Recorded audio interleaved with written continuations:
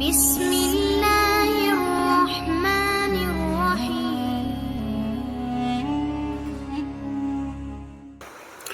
عبدہ بن صامت رضی اللہ کا بیان ہے کہ رسول اللہ صلی اللہ علیہ وسلم کے آس پاس صحابہ رضی اللہ کی ایک جماعت تھی، تو آپ نے فرمایا تم سب مجھ سے اس بات پر بیعت کرو کہ اللہ کے ساتھ کسی کو شریک نہ ٹھہراؤ گے، چوری نہ کرو گے، زنا نہیں کریں گے، اپنی اولاد کو قتل نہیں کریں گے، اپنے ہاتھ اور پاؤں کے سامنے جانے انجانے کسی پر الزام نہیں لگائیں گے، اور اچھے کاموں میں نافرمانی نہیں کریں گے۔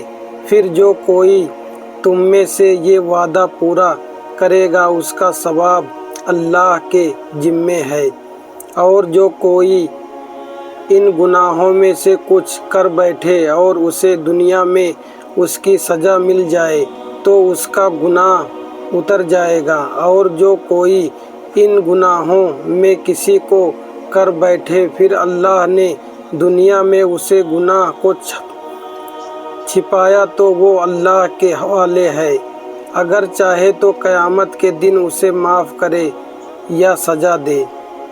ہم نے ان سب شرطوں پر رسول اللہ صلی اللہ علیہ وسلم سے بیعت کر لی۔ ابو سعید خدری رضی اللہ سے روایت ہے کہ نبی صلی اللہ علیہ وسلم نے فرمایا کہ جنت والے جنت میں اور جہنم والے جہنم میں چلے جائیں گے، تو اللہ تعالیٰ فرمائے گا کہ جس آدمی کے دل میں رائی کے دانے کے برابر ایمان ہوگا اسے جہنم سے نکال کر لائیں گے، تو ایسے لوگوں کو جہنم سے نکالا جائے گا جو جل کر کالے ہو چکے ہوں گے، پھر انہیں پانی یا نہر حیات میں ڈالا جائے گا۔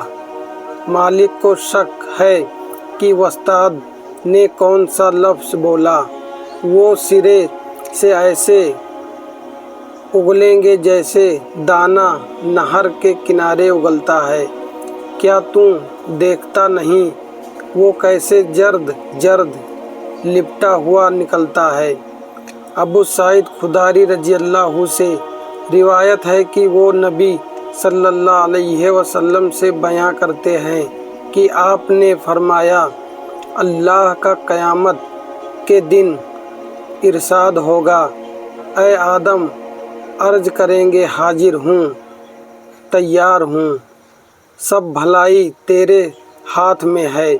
ارشاد ہوگا دوزخ کا لشکر نکالے، آدم کہیں گے دوزخ کا لشکر کتنا ہے؟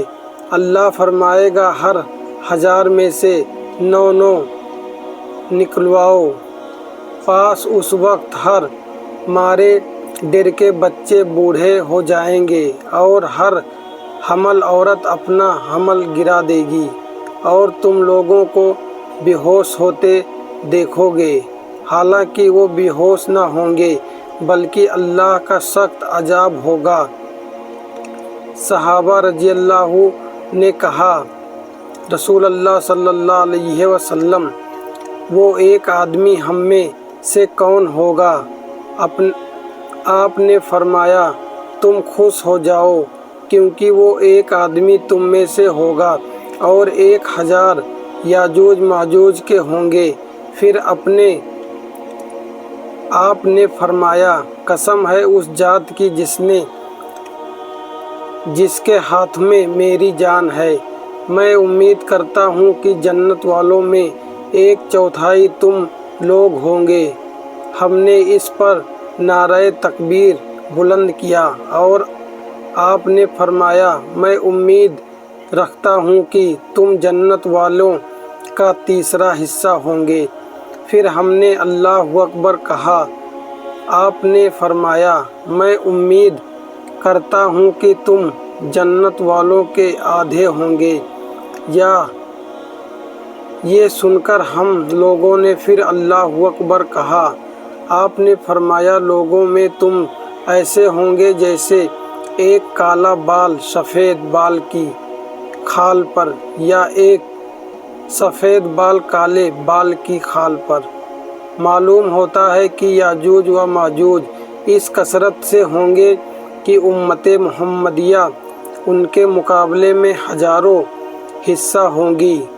ترجمے کی ایک حدیث میں ہے کہ جنت والوں کی جنت میں 120 صفیں ہوں گی، جن میں 80 صفیں امت محمدیہ کی اور 20 صفیں دیگر امتوں سے ہوں گی۔